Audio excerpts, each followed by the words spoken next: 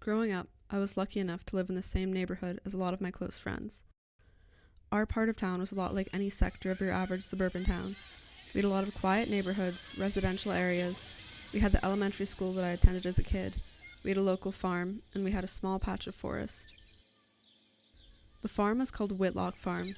I used to pick raspberries there when I was younger, and visit the chickens and goats, and walk through the old barn. And right behind the farm was the forest. I don't ever remember being afraid of these woods, but I also don't remember ever wanting to go near them when I was younger, even as I could see those trees on the horizon line, at the edge of rows of apples and grass. Those woods were the only place in my town that people really believed to be haunted, and I don't mean that just the kids believed it, but the adults too. My friend Kyle's grandmother used to tell us about how, when she was young, she used to see a pale and transparent figure of a woman, dressed in colonial clothing, wandering across the fields at night. She says she's seen this a few times, but not anymore. One of my other close friends, Charlotte, lived right at the edge of these woods, so as we got older, we would sometimes take walks through. I never really saw anything unusual, except for the stairs. There was this old staircase, maybe 15 or 20 minutes into the path, covered in vines and plants, so grown over that you could almost miss it. It was gray, concrete I think, and at about the 7th step it just broke off and led to nowhere.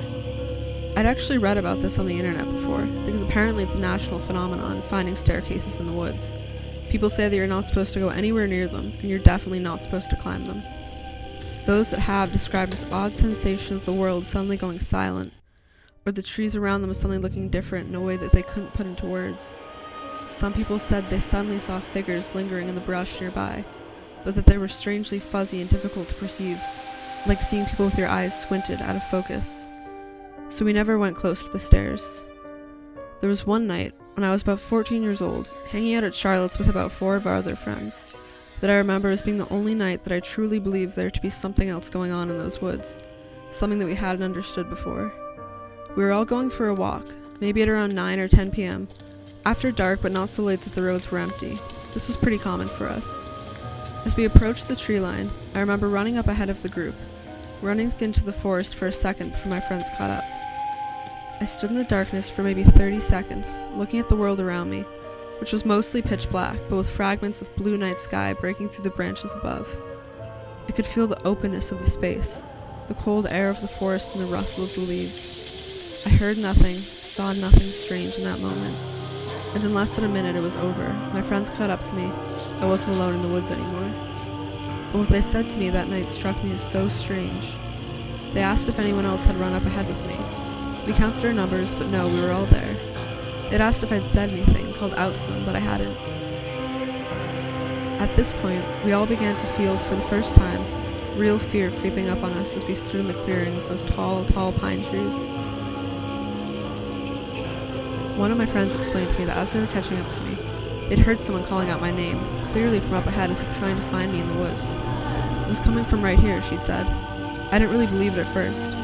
I'd been standing here, I told her. I would have heard it if someone had been yelling. I didn't hear anything. Well, she told me, I heard it. One of my other friends agreed, and so did the other. They'd all heard someone, coming from the spot where I'd just been standing.